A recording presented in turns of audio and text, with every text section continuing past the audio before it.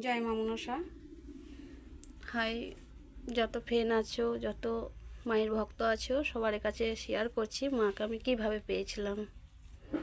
মাকে আমি 12 বছর যখন আমার বয়স ছিল, তখন একটা পুকুরে আমি চান করতে গেছিলাম আমার মাদের বাপের বাড়িতে। এই যে এই মাকে কিভাবে পেয়েছি সেটা দেখাচ্ছি। এবার ওইখানে পুকুরে চান করতে গেছিলাম, ওই পুকুরে জলে শিলামূর্তি মাকে পেয়েছিলাম। আর একটা ভয়ঙ্কর রূপ দেখেছিলাম, সেটা আমার মাকে বলেছিলাম। আমার মা জানতো, কিন্তু আমার মা বলে যে এখন ঠাকুর দেবতা নিতে হবে না। মাকে পেয়েছিলাম জলের মধ্যে চান করতে যেয়ে, তখন 12 বছর বয়স।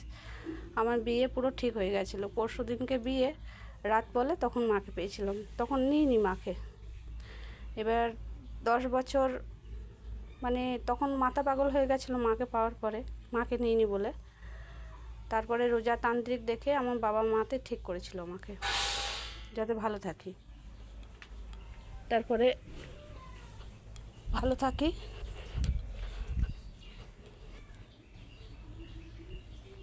তারপর তখন থেকে ভালো থাকি।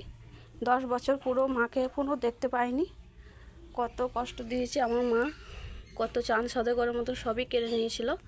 তারপর যখন 10 বছর, একটা তান্ত্রিক বলেছিল যে 10 বছর পূর্ণ হবে তখন মাকে তুই পাবি, এটা বলেছিল। তারপর 10 বছর যখন আমার ছেলে পুত্র সন্তান হয়, তখন 10 বছর আমার ছেলের বয়স, তখন মাকে আমার এত এমন রোগ করেছিল, ডাক্তারে পুরো জবাব দিয়ে দিয়েছিল। কলকাতায় ফিজিতে কাছের ঘরে ভরা ছিলাম, ডাক্তারে পুরো জবাব দিয়ে দিয়েছিল। মা বাবাতে নিয়ে এসে এখানে আমাকে ফেলেছিল। আমার মা বাবা যেহেতু জানতো, আমিও জানতাম যে আমার ঠাকুর আছে। এবার এই জায়গাটাতে মার পুরো দুটো চরণ, মায়ের পা, এইখানে আমার ভাতের হাঁড়ি ছিল, রান্না করে রেখেছিল। আর আমি অসুস্থ ছিলাম।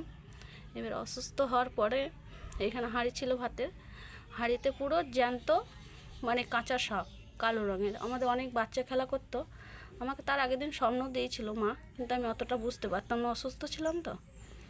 এবার পুরো একটা কালো রঙের দুটো সাপ ছিল। এবার অনেক বাচ্চাতে দেখেছিল সাপটা, আমিও দেখেছিলাম। ওগো সাপ ঢুকেছে, এরকম এরকম করে। আমি এমনি অসুস্থ ছিলাম, এরকম ভয় করছি মাকে দেখে। তারপরে এইখানটাতে সাপটা চলে গেল, পালিয়ে গেল। তারপর সব চুপচাপ হয়ে গেলাম ঘর থেকে। চুপচাপ হওয়ার পরে ঠিক সন্ধে জ্বালার সময়, তখন এইখানটায় মায়ের মা যেমন চরণ রাখে সেরকম মায়ের একটা ছাপ আর শিলামূর্তি, সেই শিলামূর্তি পাথরের রূপ ধরে এসেছিলো তোমার মা। এবার শিলামূর্তি সেই পাথরের মধ্যে 5টা ফেনা ছিল, যেমন সাপের আকার থাকে সেই রকম। পিঠ ছিল, চোখ ছিল, মুখ ছিল। এবারে আমি সবাইকে দেখাচ্ছি, তা করতে করতেই আমার ভর হয় সেখানে।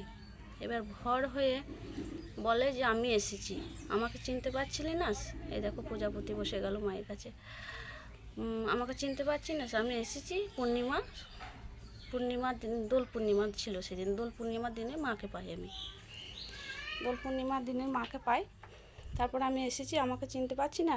এখন কাউকে কিছু বলা বলি করবি না, আমরা সব বোনকোটা আসবো, তারপরে আমাকে প্রতিষ্ঠা করবি, আমাদেরকে কাউকে বলবি না। এবার আমি তো সবাইকে বলে বলে দিতাম যে আমার এই হচ্ছে ওই হচ্ছে। তারপরে এই মাকে একদম ছোট্ট পেয়েছিলাম, এই টোকাপাড়া মাকে। এবার আস্তে আস্তে আস্তে আস্তে মা প্রতিটি ভাদ্র মাসে যখন পুজো আসে, তখন মায়ের রূপ কিন্তু বড় হয়, বাড়ে। এই যে মা আমার শিলামূর্তি, এই মাকে আমি প্রথম পেয়েছিলাম, আমার জীবনের প্রথম মা মনসা পেয়েছিলাম মাকে। তারপরে 1-2 করতে করতে স্বপ্ন দিতে দিতে, স্বপ্ন দিয়ে সব কিছু আমার বাড়িতেই আসে। 1-2 করে মায়ের ঘরে পেয়েছি, কোনোটা জলে পেয়েছি চান করতে যেয়ে। এরকম করে 11টা মা আসে আমার কাছে। তারপরে শিলামূর্তি থেকে মায়ের রূপ আমি বললাম গড়াবো। মাও আদেশ দিল, গড়ালাম, একটু পুজো হয়। প্রতি ভাদ্র মাসে মায়ের উৎসব হয়, অনেক জায়গা থেকে অনেক ভক্ত আসে। মায়ের খুব ধুমধাম হয়। আর এই ঘরের মধ্যে আমি 3 দিন থাকি, 3 দিন মায়ের কাছে মরলি। এবার রক্ষাকালী মায়ের হিস্ট্রি বলছি।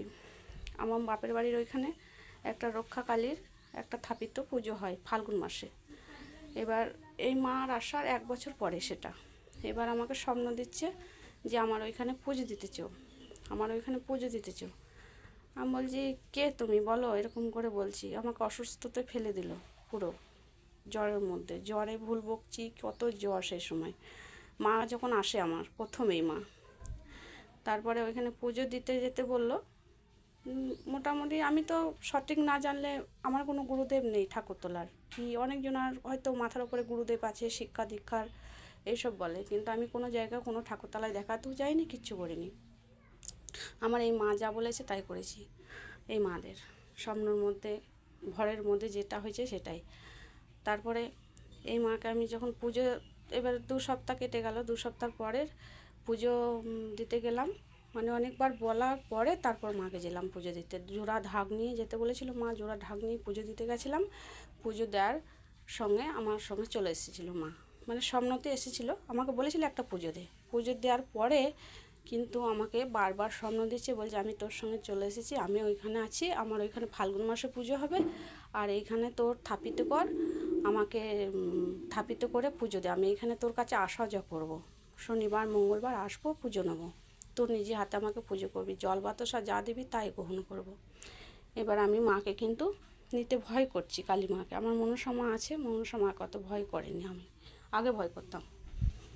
এবার এই যে এই দেবীটা, ভক্তদিকে বলছি, এই দেবীটা আমি প্রথম, তারপরে মাকে ওইখানে পুজো দেওয়ার পরে 2-3 সপ্তাহ পরে দেবীটা করালাম, মায়ের অনুমতি কথায়।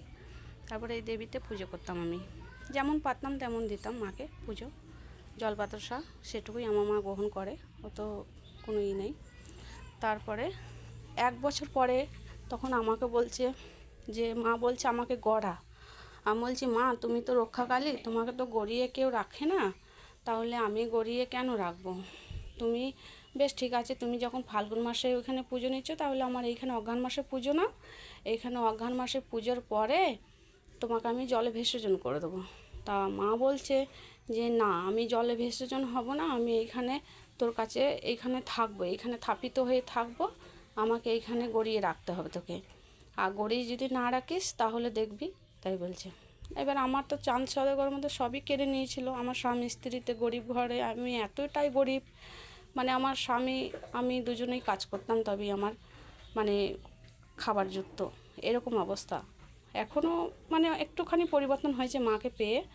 এবার আমি মাকে পেয়ে বলেছিলাম যে শুধু জল বাতাসা দিয়ে পুজো দেবো মা, আমি কোনো ভক্ত দেখতে পারবো না তোমার, তুমি এসেছো পুজো দিচ্ছি ঠিকই আছে। আমি মা মনসাকে যখন পেয়েছিলাম তখনও বলেছিলাম এই কথাটাই।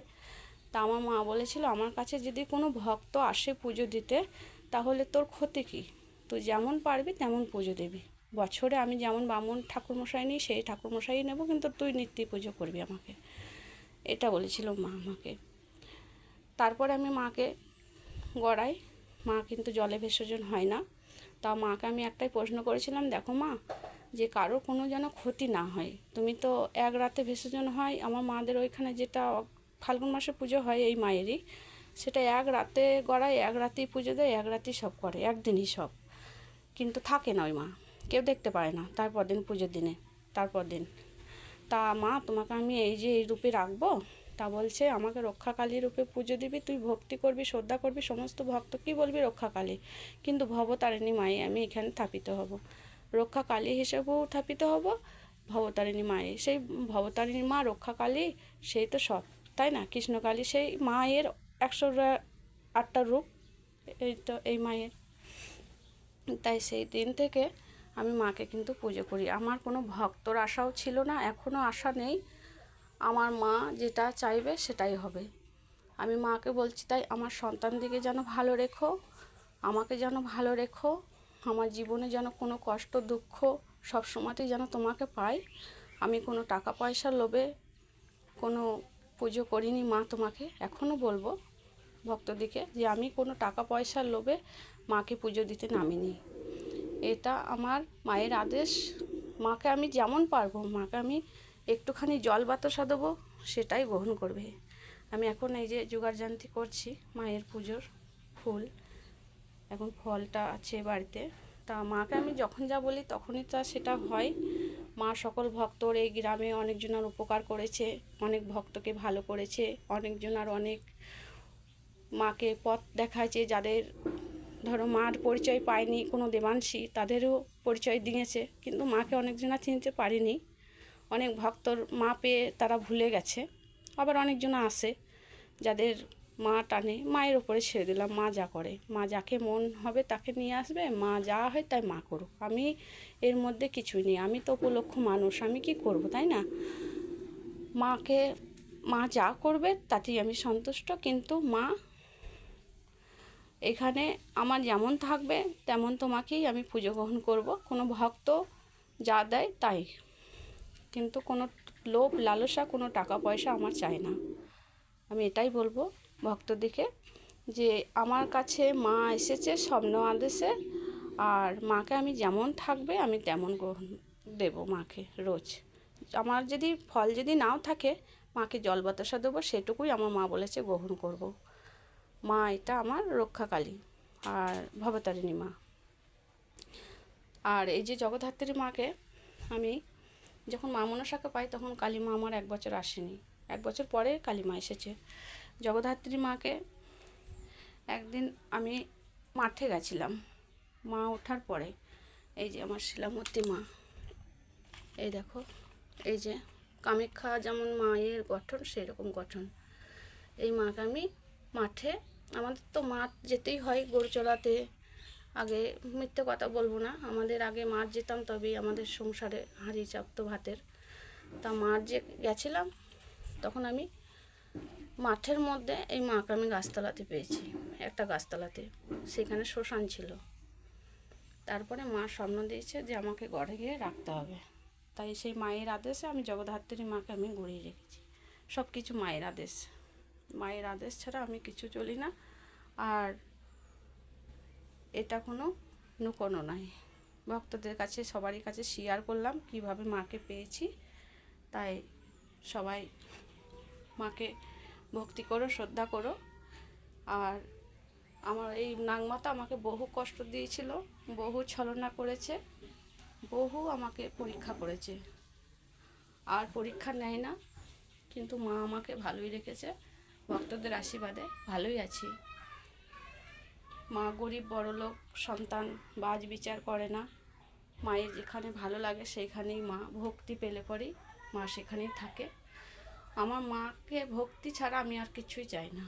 সকল মাকেই বলছি, সবাইকেই, মাদিকে আমার একটাই মনের বাসনা, মা আমাকে যেন ভক্তি দিও, আর যেন আমাকে তোমাদের মনের মতন যেন আমি চলতে পারি, আমার মনে যেন লোভ লালসা না দিও মা, এটুকুই আমার বলার।